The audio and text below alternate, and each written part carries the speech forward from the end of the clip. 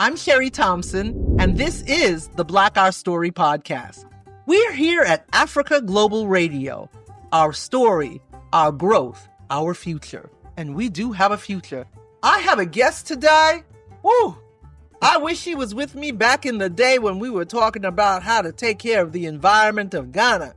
We wouldn't have the problems we have today. I'm going to be introducing you to my guest.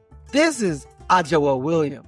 Now, she was born with Lisa, but she came to the continent and she got spiritualized.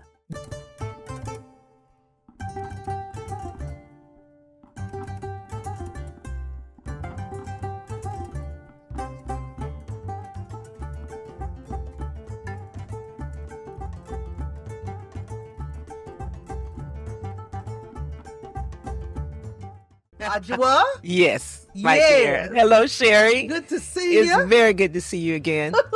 You're one of my favorite people. Really? Yes, you are. Ooh, this is good to know. All right. I kind of want to talk about you first. All right. And when I first met you, I did not notice that you were missing an arm. But Sherry, let me just say this. Me, I am whole. Always. Amen. And Amen. so what I want to say to people who find themselves, what did we say it was? Well, you said Those disabled. people who are differently enabled. Like See? myself. So what we're going to do is we're going to flip the script to that. That's right. So the differently enabled people, I want to say something to you today is love yourself. Amen. I love myself. So many people who come to me like yourself don't even see a disability. I don't see that. And there is none. There is nothing physically different about me other than the fact that I do things differently now. Amen. And so my mind, my spirit, and my soul is one at one. And so I'm at peace. But I am now advocating for young people who didn't get the opportunity to get their confidence levels up before something happened. They may have been born into a situation. They may have faced trauma. I represent them. And I'm here in Ghana in hopes that people can be aware of those young people and people in general who have disabilities. They have to raise their awareness because humanity demands that you do. And if you are not acting in a way that is inhumane, then you're inhumane.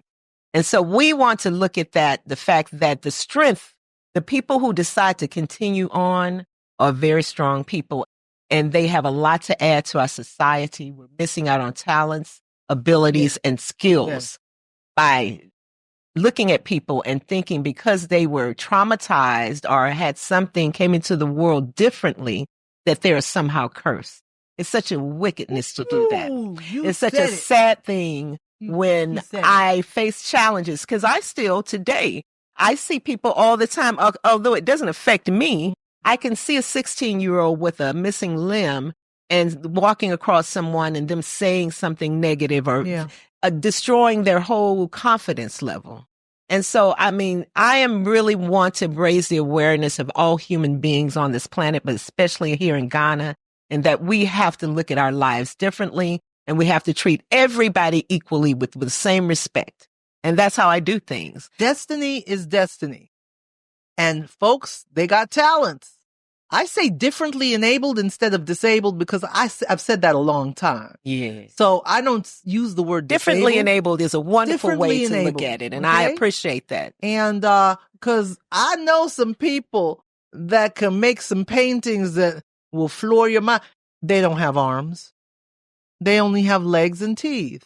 And I'm like, oh, I can't do that. You know? So that's where I look at people that have talent. They are destined for greatness. Absolutely. Everybody, you're destined for greatness. Well, we all have Tap some into kind that. of disability. Mine is one you see physically. Other people have them mentally. Other people have them spiritually. So we all have some trauma that we have faced in life. As a matter of fact, African people all over the world have a collective injury, and that is white racism and neocolonialism. Yeah. So we have a collective injury as a people. But the thing about it is you just see mine. Some people you will never see. And so there are levels blind, there are levels of hearing, there are levels of everything where people are not 100%. And nobody is in this world. Yeah. So we just have to look at each other differently and stop doing that, because the rest of the world does not do that.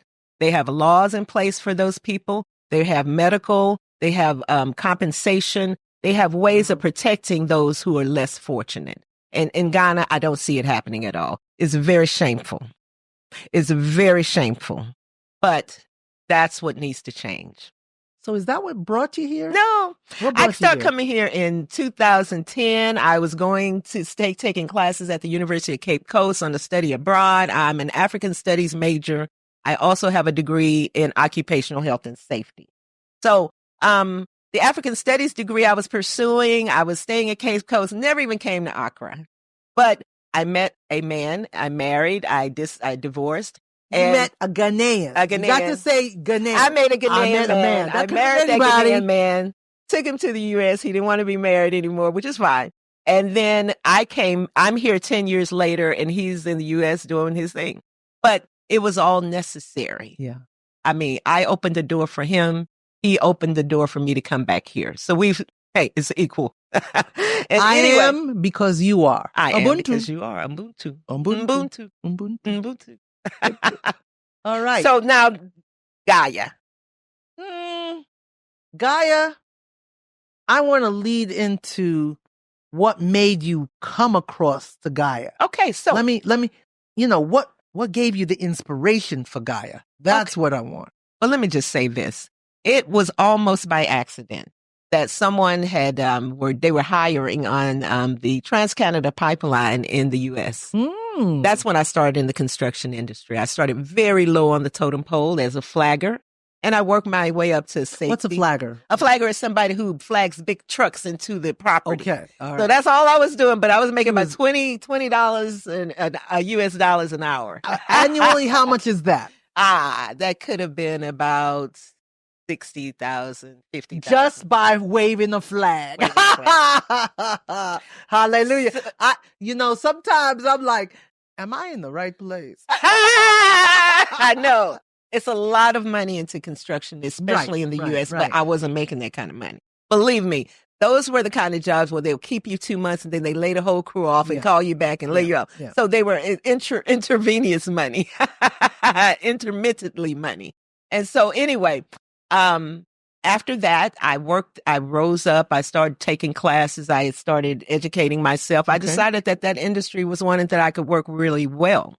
And I became interested in the environment even more so. Green building?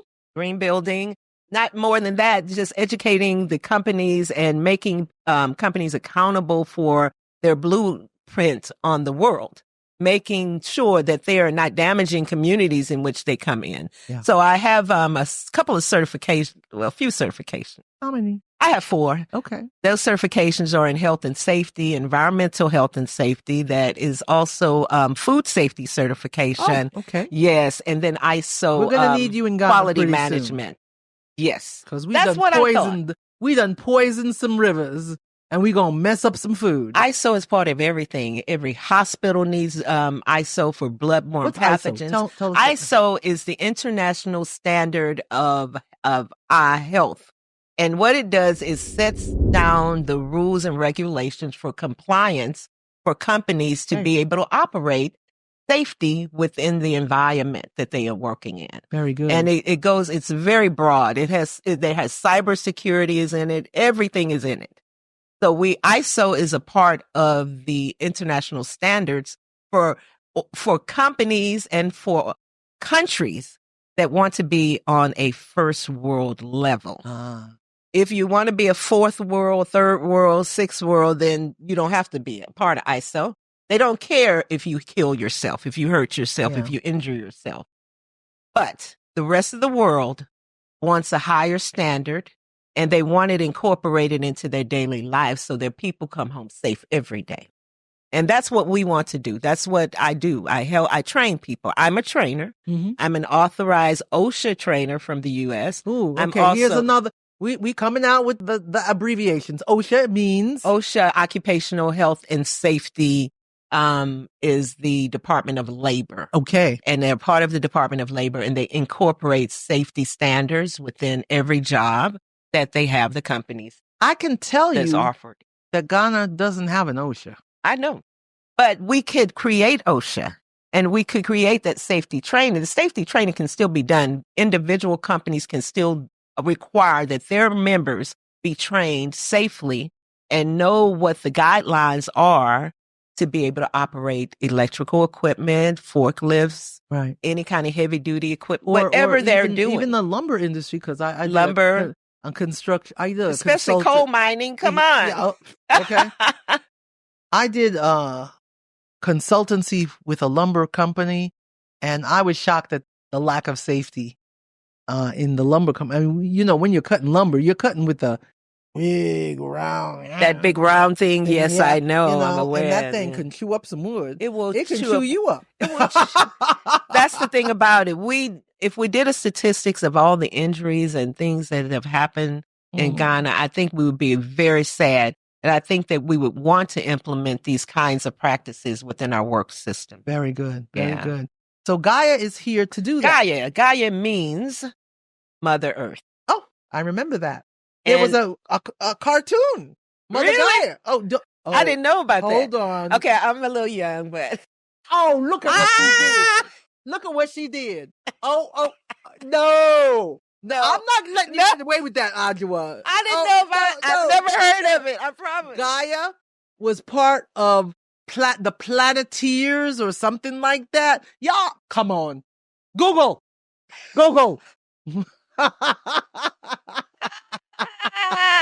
So Gaia is Mother Earth. Gaia is Mother Earth. And Okay. that's why I named the organization what I did. But it's Gaia Environmental Health and Safety Consultants. So we are consultants, and we do a numerous amount of things besides the OSHA, besides the ISO. We act as, we can create action plans for your organization, emergency action plans. We do all kinds of training and services, and you can see our services on our website, and I'll give that to you at the end of the presentation here today. Very good. We're going to take a small little break.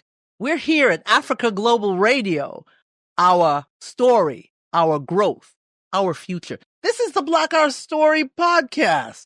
I'm Sherry Thompson. Love you.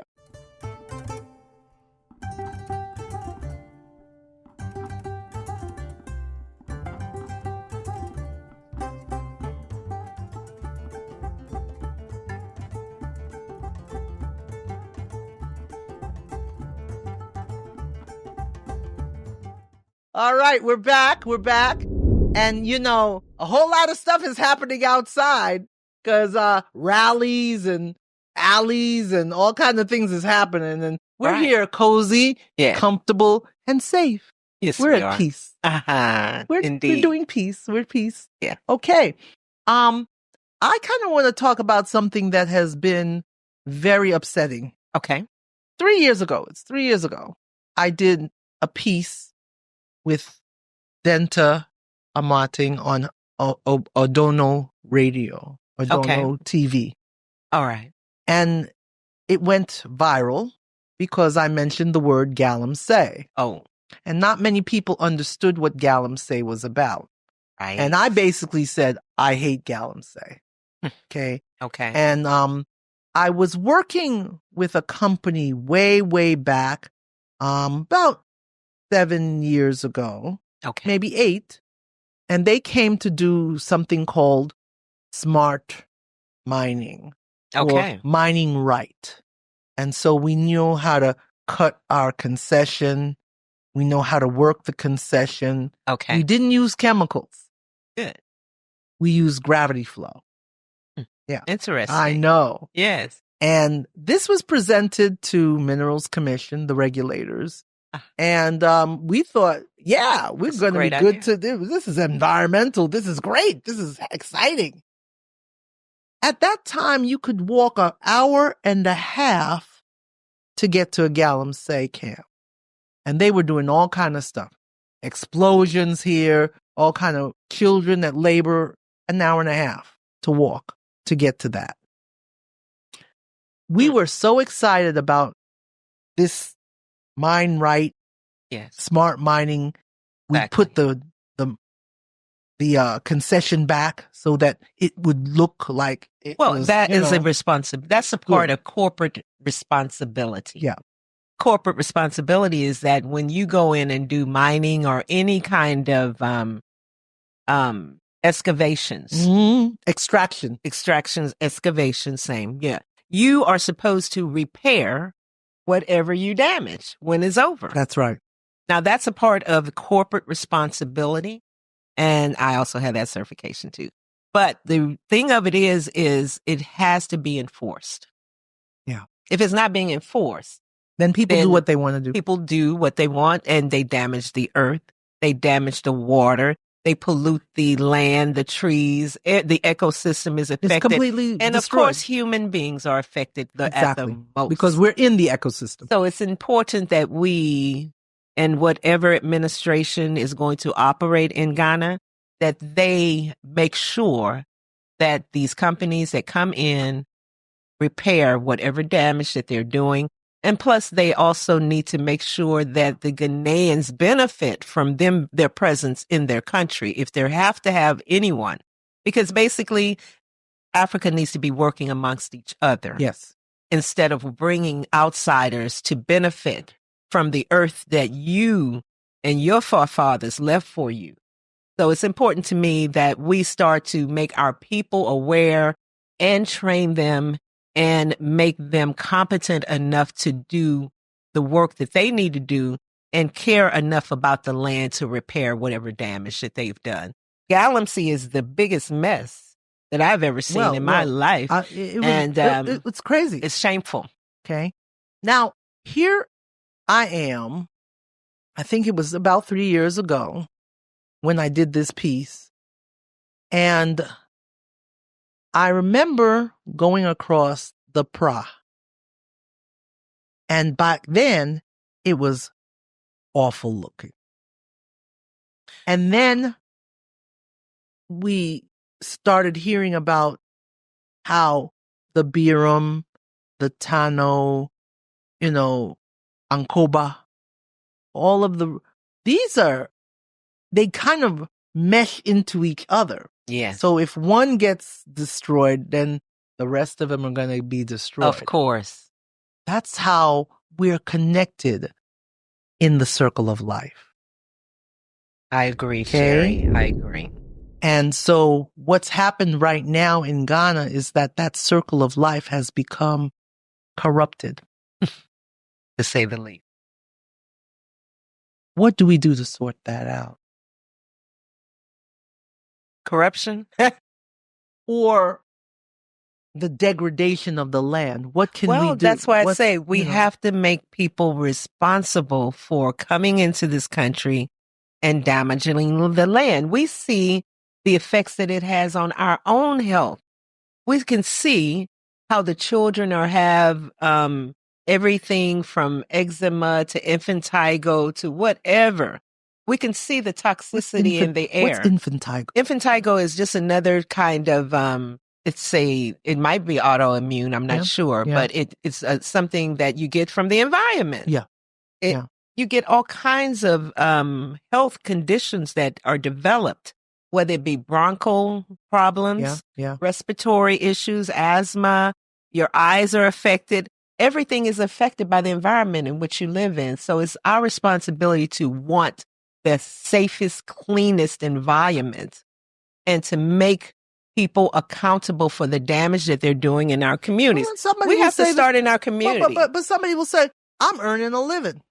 Yeah, that's fine. But you know what? But you won't be living long, and you will not have to have exactly. You know what I'm saying? I always tell people, you won't have not a quality earning a living. Life. You're earning a dying. Your quality of life will be affected by all your of environment. All of that. And so we have the sister that's doing the beach cleanup. What's her name? I can't think. Judith. Judith does beach cleanup. We have to do in our communities for ourselves.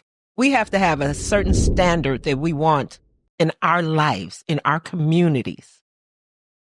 We have to have a solid waste system. Mm-hmm. You have to have people who are talking about these issues and actually doing something about it. Because what Galamsey does affects the agriculture.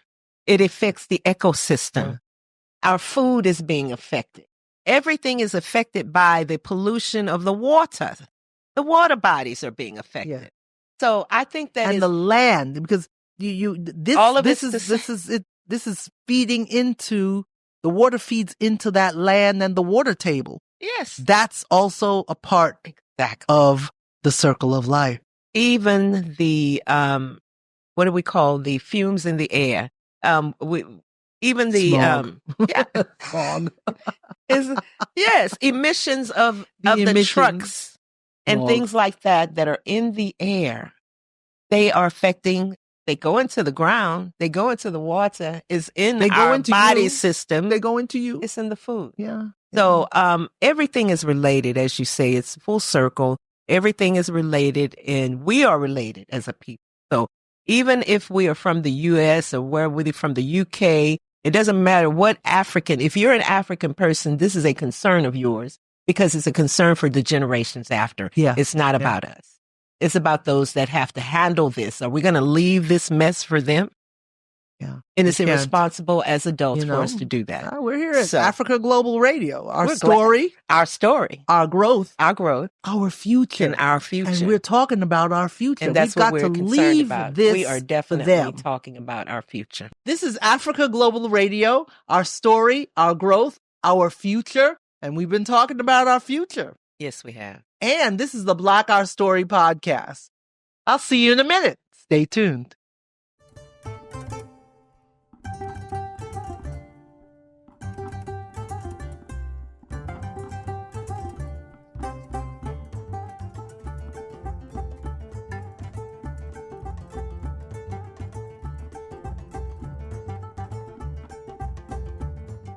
I'm back with Adwoa Williams.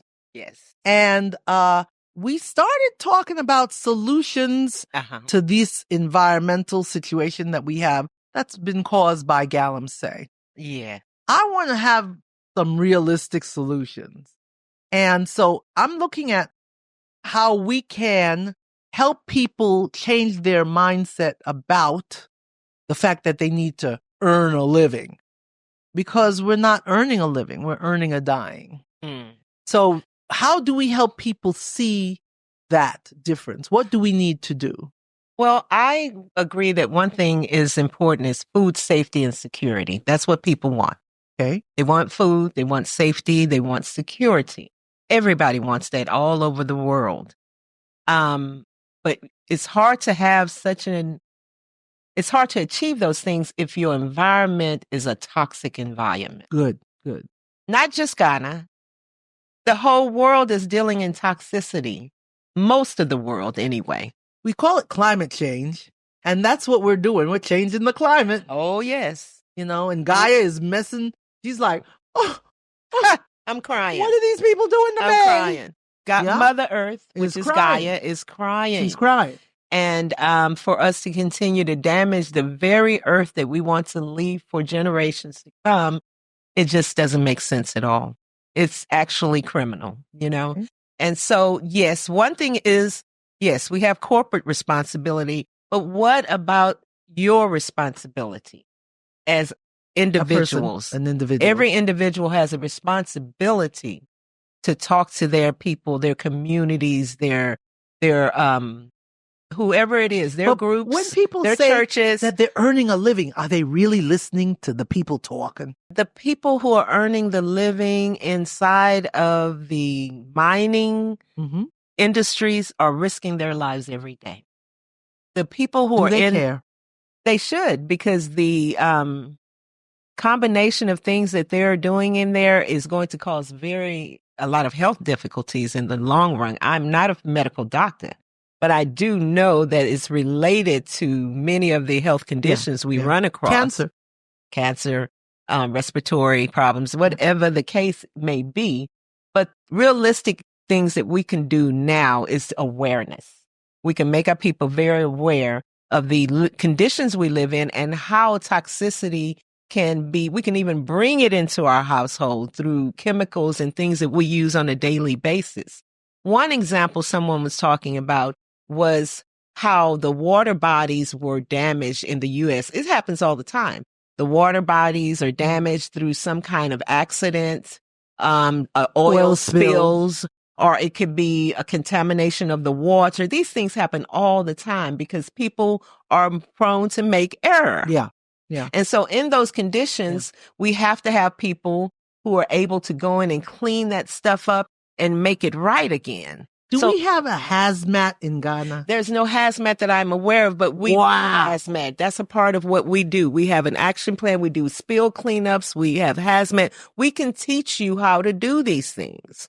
And so Gaia Environmental Health and Safety is here. We're in Ghana. We're ready to work with any company or organization that wants their people to start thinking like first world countries. Yeah. And first it has to start here. Okay. Well, it may need to start in your heart first, and then your mind, and then your actions. So those are the basic things that are needed to happen. How you decide to do it is within your own community. You would talk to your chief. You would talk to your representative of your community, your MP. You would make these demands that they make these and address these issues that are within your community because you want your communities to be safe and clean. And so it really starts from within. Very good. Yes, ma'am. We always think that the leaders are the problem. No, it's every individual. It's the followers are also the problem. What are we doing? Okay. If you are a person that knows to do the right thing, then do the right thing and other people will follow you. Then you become a leader. There you go. Okay. When you know better, you do better. You do better. Know better, do better. Know better, do better. Okay. There's a situation that I'm looking at where as we are coming to a head with some of the problems that we see in the environment. Yes. I'm seeing babies being born with deformity. Yes. Yes. Now, I know that I wouldn't want to be a woman spending 9 months just to have a baby come out that I can't really take care of. Absolutely. And it happens. We have a problem in this country taking care of kids with deformities. We have a very serious problem because basically there's not enough people caring about those who don't have deformities, less known those who do, because it takes extra care. It takes a little more, medical. It takes more to do that.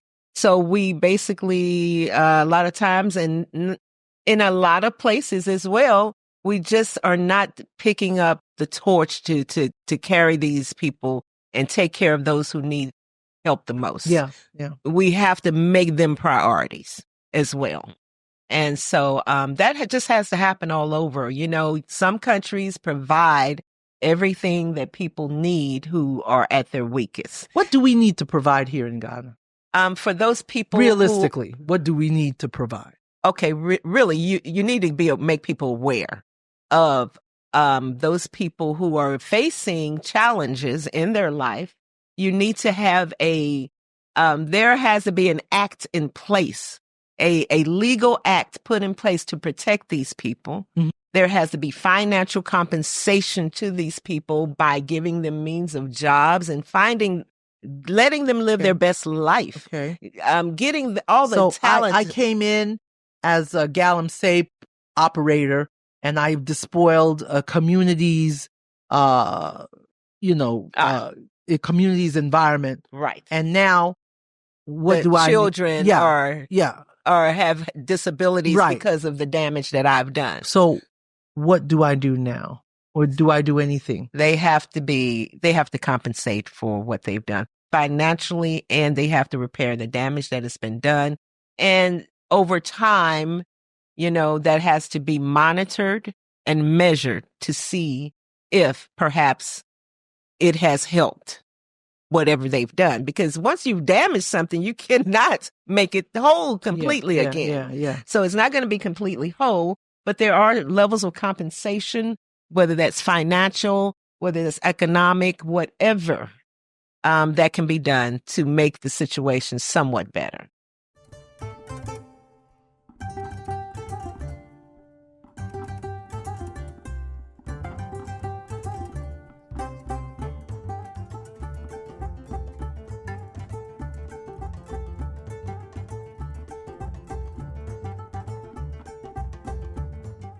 So we've been talking about solutions that first world. I mean, Right. that's a term that you've used, first world countries.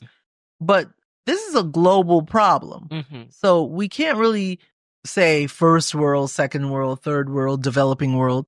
This is a global problem. It is definitely a global problem. And what we mean is basically that we want to raise our standards. Okay. We need to raise the standards in which we're living in, environmentally, in which we're living in, and to help our generations after. Those are the things that have to happen. We talk about solutions that are best fit. You always hear solutions that fit the continent, fit the environment, fit the community. Yes. What are some of those best fit solutions that we can adopt here in Ghana that work for us? Awareness. And then how do we put the feet on that awareness? On that awareness, there has to be action. Okay. There has to be a systematic plan that's been put in place that is going to move people toward the direction of understanding their communities, how they can be a part of that change in their communities, not depending on just top leadership to do everything. Yeah, we're the change that we want to see. We have to be the change that you want to see in your own communities. But there has to be a real, actual, consistent plan put in place, and it has to be monitored and measured over time. After it's monitored and measured, it can be implemented. Do you think we have the political will for that? We do seem to have a lot of political will, for what we want, but what needs to be done, we have to gather that political will for it, because it's not, again, about us. It's about those generations coming. Yes. All right. This is the Black Our Story podcast. I'm Sherry Thompson. I've been talking with Adwoa Williams. Yes. And we are at Africa Global Radio. Our story, our growth, our future. I'll see you in a minute. Stay tuned.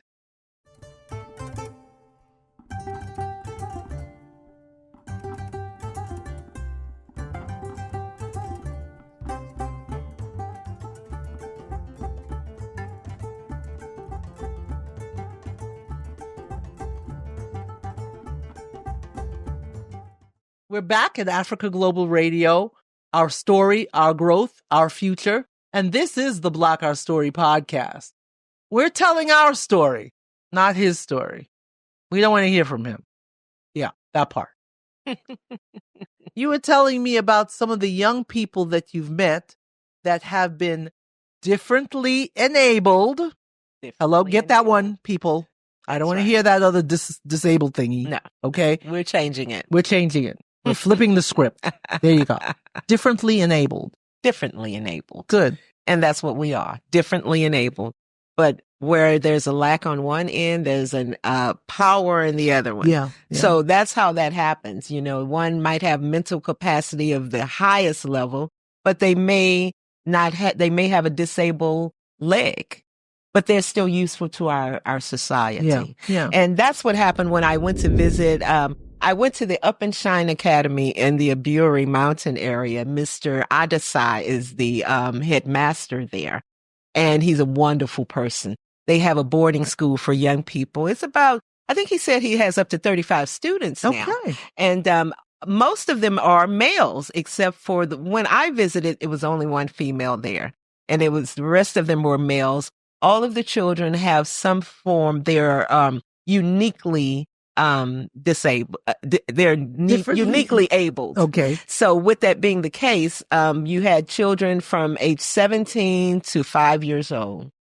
Many of them had been through some kind of trauma. They had either... When you say trauma, what do you mean by that? Trauma, that means Accident? that they had some kind of serious accident, or they had either been abandoned to fend for themselves and hurt themselves, or they've been left around unattended equipment and damaged themselves in some kind of way. Some of them were in fires. We don't know every story, but I can remember one young lady, and her whole bottom she only had her torso. And this one young woman who was out of all those young men who were there, was such a brilliant and beautiful young lady. I went there to inspire them, but they inspired me. They inspired me with their highly intelligent. They were so articulate and they were beautiful. And it comes to find out that these young people are the first group of Black stars. They have a soccer team. They were preparing to go to Europe and play soccer. They were the first championship in Ghana to win a tournament.